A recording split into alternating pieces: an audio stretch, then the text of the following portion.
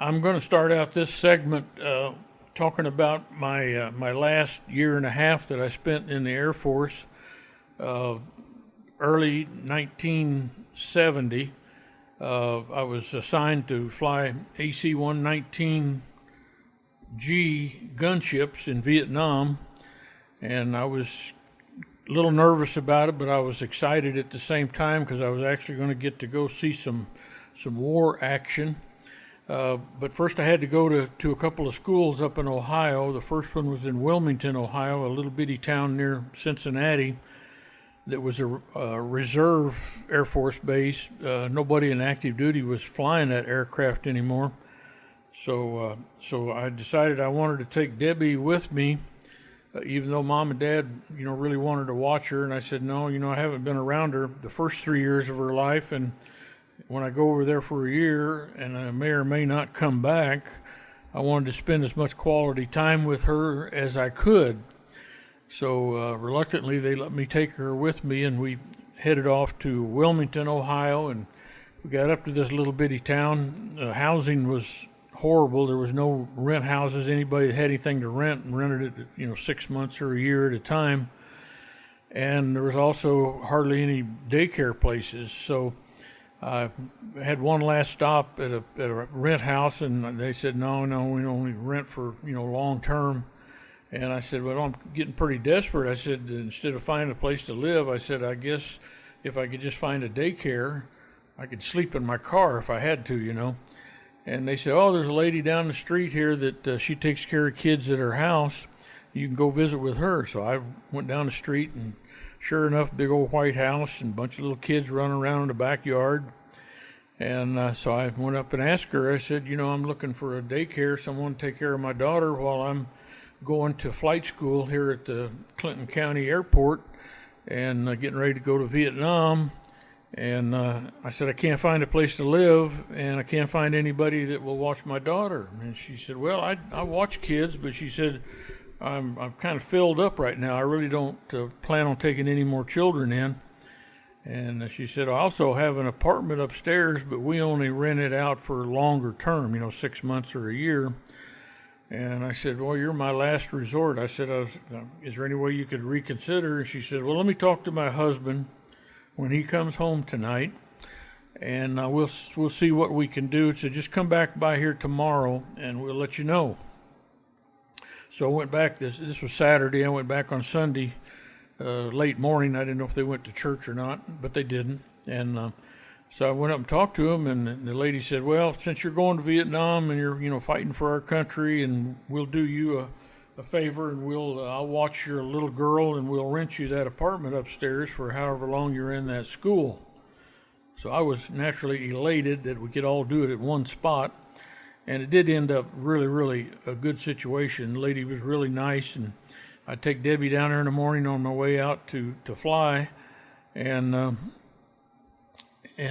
she'd watch her all day, and then in the evening time, I'd get home, and Debbie and I get to spend 3 or 4 or 5 hours together, getting to know each other, and just had a really, really good time. And the school lasted about 3 months.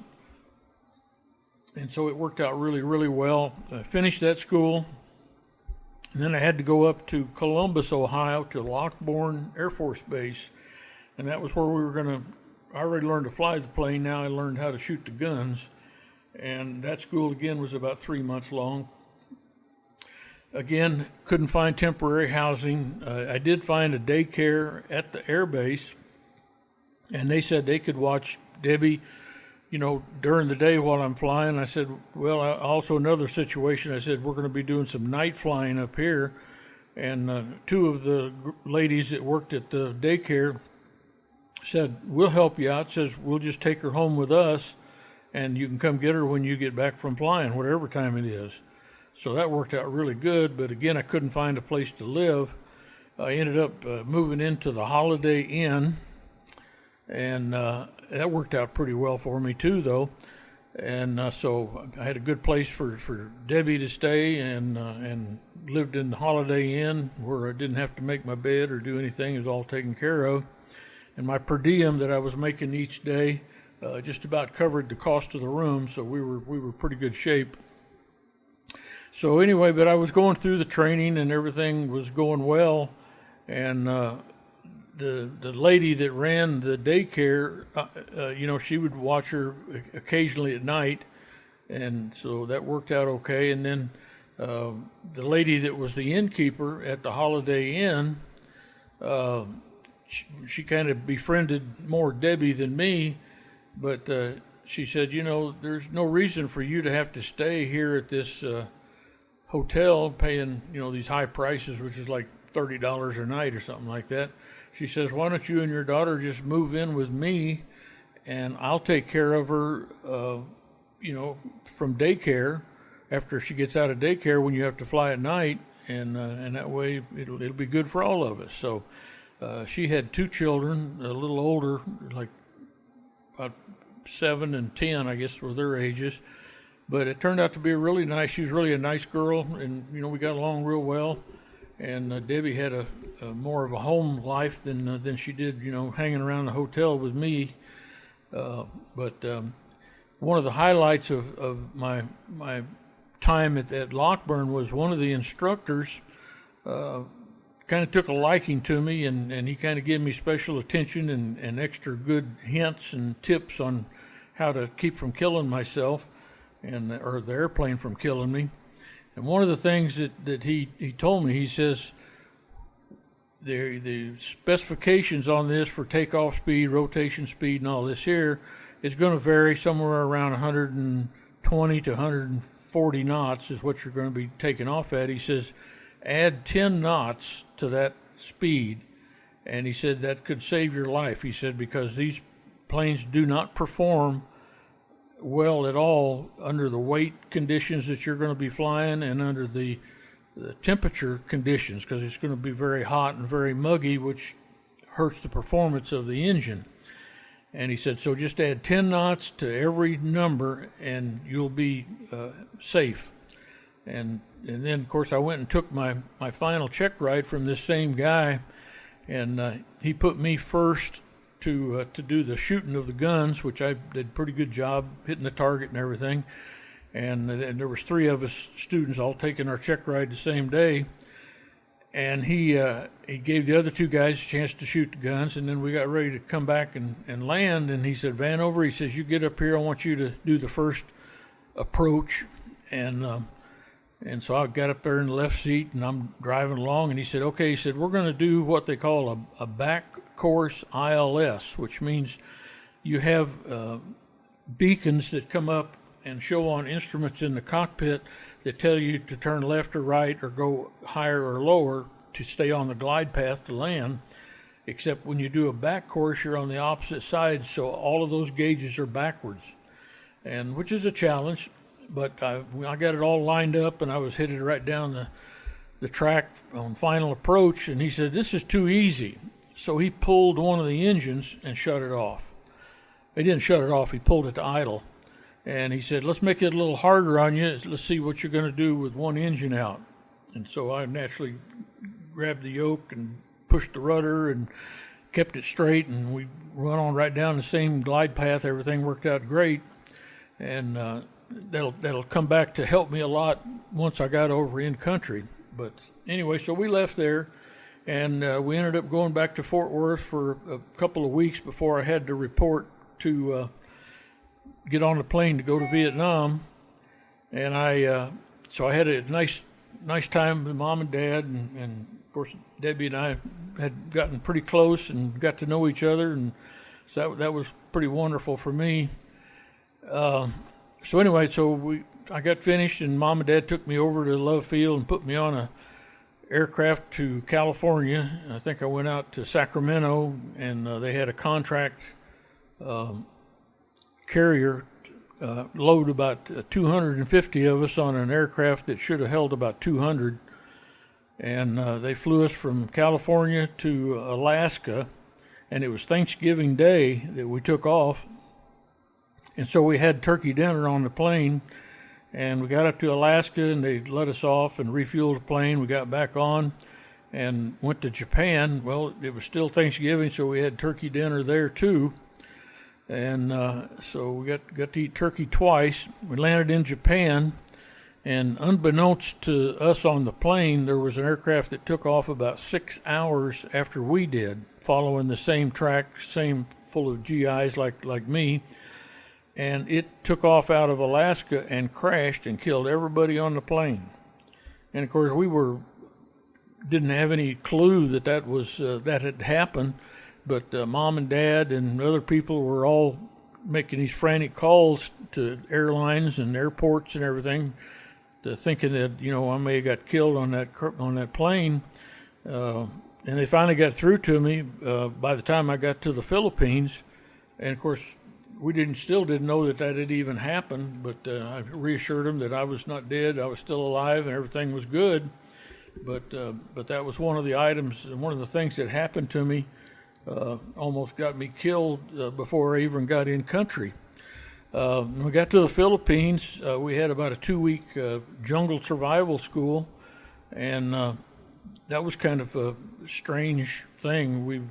They took us in helicopters out in the middle of the Philippine jungle, which is really jungle, and they had these little Negretos, local natives that lived out there in the jungle, and the military paid them to help catch us. They set us off on a track from point A to point B, and we were not supposed to be caught. And if we got caught, we had a little puncher, and the Negreto pygmy guy, he had a card, and we had to punch his card if he caught us.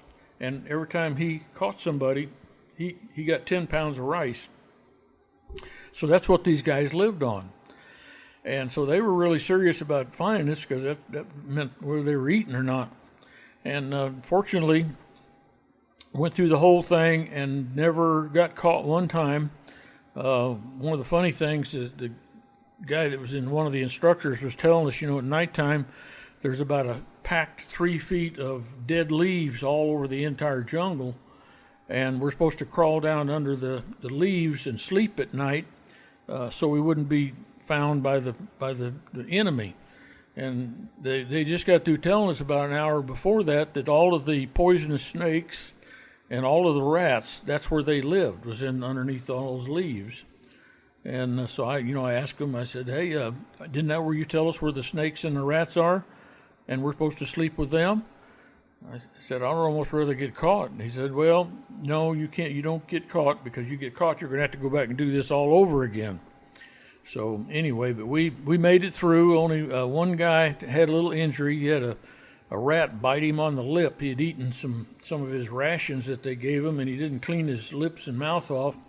And some rat came up while he was sound asleep and bit him on the lip. So they medevaced him out of there, give him rabies shots and all that kind of stuff. But he managed to live.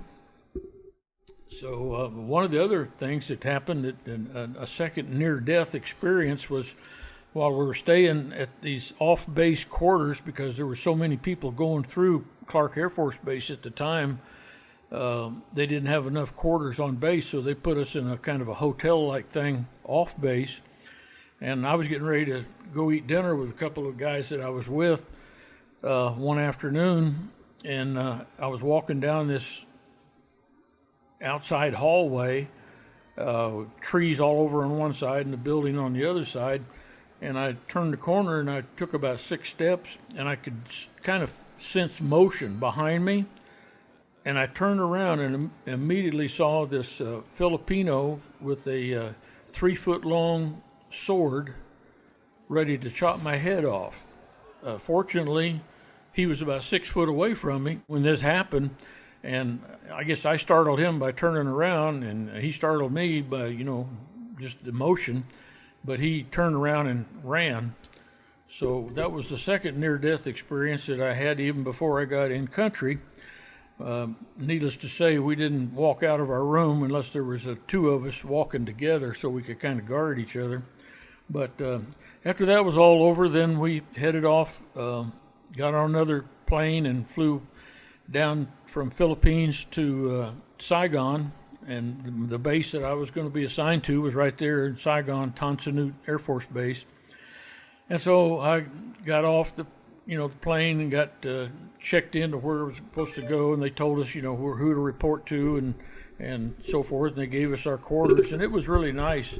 All of us flight crew people, we had individual rooms, like a hotel room in a 3-story concrete building, and every room had its own air conditioner, and had bed and couch and chairs and tables, and we had maid service. Maid service was great because they would shine your shoes, they wash your clothes, they make your bed, wash your sheets, anything that you needed, and it was $5 a week is what it cost you. So that was anyway. So I got checked in and went on over to the base and to the operations, and they assigned me to fly as a co-pilot on this one particular crew, and so I went back, got a little sleep, and then showed back up for the bus time, and so my first mission in Vietnam was flying as a co-pilot.